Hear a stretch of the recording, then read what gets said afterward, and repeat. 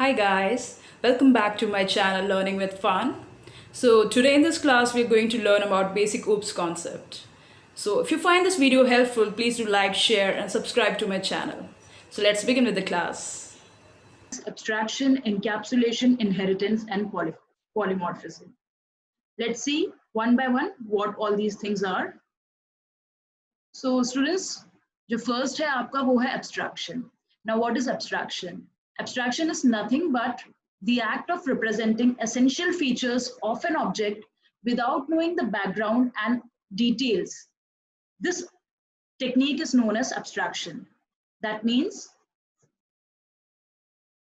I'll just take an example. Suppose एक bank का customer bank में जाता है, तो जो बैंक का मैनेजर होगा, अगर उसे कोई भी सर्विस प्रोवाइड करनी है बैंक रिलेटेड उस कस्टमर को, so what all details he would require in a priority basis? He would require his full name, address, contact number, and maybe his tax information also.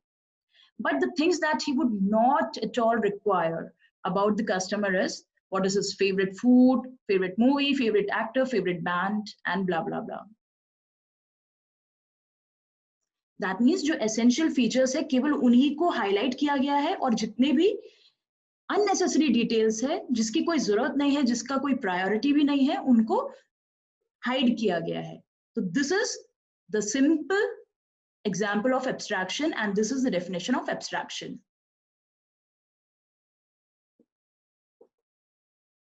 Now the second concept is encapsulation. Now what is encapsulation? The wrapping up of data and its associated function into a single unit is known as encapsulation. It is a way of implementing data abstraction. Now students, in the previous class मैंने आपको समझाया था कि class क्या होता है. मैंने आपको बताया था classes और objects के बारे में. मैंने बताया था कि objects, हर object का एक attribute होता है और कुछ behavior होता है. जैसे सपोज डॉग है, तो डॉग का मैंने आपको बताया था कि उसके कैरेक्टरिस्टिक्स और उसके एट्रीब्यूट क्या क्या हो सकते हैं. डॉग जो है वो it can have any color, size, breed, so all this would be a particular characteristic of a single dog. और उसी के साथ हर डॉग का कुछ मेथड, कुछ फंक्शन भी होगा, कुछ बिहेवियर होगा, जैसे कि he can sleep, he can run, he can eat, he can wag his tail, all these are functions. तो ये जो ऑब्जेक्ट का जो एट्रीब्यूट और बिहेवियर है ना, इसे क्लास क्या करता है, बाइंड करता है. कैसे बाइंड करता है बच्चों? जब आपकी तबीयत खराब होती है तो आप सब में से हर किसी ने कभी ना कभी तो कैप्सूल लिया होगा. तो कैप्सूल आपको पता है कैसे कैप्सूल की आउटर कवरिंग होती है, how it's outer covering looks like. उसकी आउटर कवरिंग जो है उसमें आपको वो एक सुंदर सा मेडिसिन दिखता है, पर आपको नहीं पता होता है उसके अंदर क्या क्या मेडिसिन भर रखा है. ठीक है, और अंदर काफी सारा मेडिसिन भरा हुआ होता है. ठीक है, वैसे ही क्लास जो है वो अपने अंदर इनकैप्सुलेट करता है डेटा मेंबर्स यानी ऑब्जेक्ट के एट्रीब्यूट को और मेथड्स यानी ऑब्जेक्ट के बिहेवियर को. ठीक है, तो बेसिकली ये इनकैप्सुलेशन से क्या इंप्लीमेंट हो रहा है, यहाँ पे डेटा एब्स्ट्रैक्शन इंप्लीमेंट हो रहा है. ठीक है, आपको केवल एसेंशियल फीचर्स ही दिखाई देंगे, आपको अननेसेसरी डिटेल्स इसमें नहीं दिखाई देगी. I hope this is clear. Now moving on to inheritance. What is inheritance? देखिए, इनहेरिटेंस कुछ भी नहीं है, जैसे नेम सजेस्ट कर रहा है. It's very simple and if we talk about the real world, जैसे आप अपने पेरेंट्स से भी बहुत सारी चीजें इनहेरिट करते हो. You inherit their property, and अगर बायोलॉजिकली देखा जाए तो आप उनके फेशियल फीचर्स इनहेरिट करते हैं, आप उनका हेयर इनहेरिट करते हैं, आप अपने पेरेंट्स का आई कलर इनहेरिट करते हैं. वैसे ही जावा में जब आप क्लास बनाते हैं, ठीक है, तो उस क्लास के अंदर कुछ प्रॉपर्टीज होती होंगी, उस क्लास में कुछ मेथड्स होते होंगे. एंड अगेन आपने कोई अनदर क्लास बना ली एंड आप चाहते हैं कि आप उस प्रीवियस क्लास के मेथड्स को दोबारा रीयूज करें. ठीक है, दोबारा रीयूज करने के केस में आप क्या कर सकते हैं, आप उस parent, it is a method of inheriting the properties of one class by some other class. तो आप देख लीजिए इनहेरिटेंस के 3 different types हैं, जैसे single inheritance, multi level inheritance और हायरार्किकल इनहेरिटेंस. सिंगल में क्या हो रहा है, जो क्लास बी है वो क्लास ए से क्या कर रही है, प्रॉपर्टीज को इनहेरिट कर रही है. तो यहाँ पे क्लास ए पेरेंट क्लास हो गया, ठीक है, या फिर बेस क्लास हो गया या फिर इसे सुपर क्लास भी कह सकते हैं। और क्लास बी जो है वो डिराइव क्लास हो गया, सब क्लास हो गया या फिर चाइल्ड क्लास हो गया। अब नेक्स्ट टाइप है इनहेरिटेंस का मल्टी लेवल इनहेरिटेंस। इसमें क्या हो रहा है, क्लास ए से क्लास बी इनहेरिट कर रही है प्रॉपर्टीज और उसके बाद क्लास बी से क्लास सी इनहेरिट कर रही है प्रॉपर्टीज।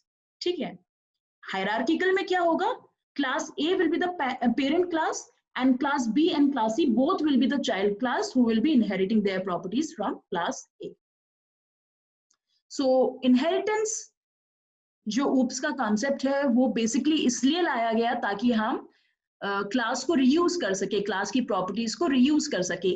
क्लास की कोई एक प्रॉपर्टी है तो बार बार हमें उसे लिखना ना पड़े, बार बार उन मेथड्स को डिफाइन ना करना पड़े। एक बार एक क्लास में यदि आपने एक मेथड को डिफाइन कर दिया तो आप उसे नेक्स्ट क्लासेस में इनहेरिट करते हुए रीयूज कर सके। So this is the basic advantage of this method of inheritance. Moving on to the next slide, the next main OOP concept is polymorphism. दोस्तों पॉली का मतलब है मेनी और मॉर्फ का मतलब है form. So that means polymorphism word means many forms, more than one form.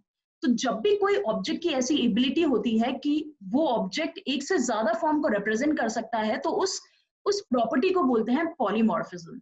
ठीक है दोस्तों, अगर आपने प्लस ऑपरेटर पढ़ा है, ठीक है, प्लस ऑपरेटर को अगर हम इंटीजर्स के साथ यूज करते हैं, अगर हम 3 + 2 करें तो हमें रिजल्ट मिलेगा 5। लेकिन यदि हम उसी प्लस ऑपरेटर को स्ट्रिंग वेरिएबल्स के साथ यूज करें, जैसे मैं लिखती हूँ मंडे प्लस ट्यूसडे, तो क्या होगा, यहाँ पे एडिशन नहीं होगा, यहाँ पे कॉन्कैटिनेशन होगा, मतलब दोनों स्ट्रिंग को जोड़ दिया जाएगा। तो आप देख रहे हैं एक ही ऑपरेटर है प्लस, बट किस तरीके से उसका डिफरेंट फॉर्म आ रहा है for different data type. Integers के लिए डिफरेंट आ रहा है और स्ट्रिंग के लिए डिफरेंट आ रहा है। और एक रियल वर्ल्ड एग्जाम्पल से मैं आपको पॉलीमॉर्फिज्म समझाना चाहूंगी। Suppose a woman is there. Now this woman can behave or she can perform different kind of roles in her life. Like she can be a mother, she can be a teacher, she can be a wife, she can be a daughter, she can be a sister. So एक ही woman है but उसके roles different है, she can play different kind of roles. So ये हम real life, real entity, real world से relate कर सकते हैं पॉलीमॉर्फिज्म को। I hope this is clear. Now students, it's quiz time. Tell me, name the concept which implements superclass and subclass concepts. Your options are A, abstraction, B, inheritance, C, polymorphism, and D, encapsulation.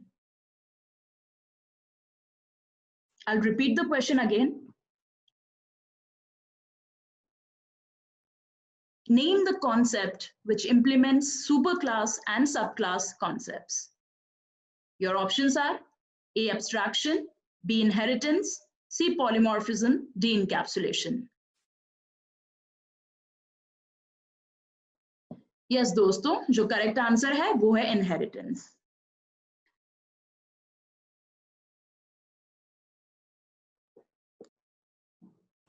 So I hope guys you have understood all the 4 OOPS concepts like encapsulation, inheritance, abstraction and polymorphism.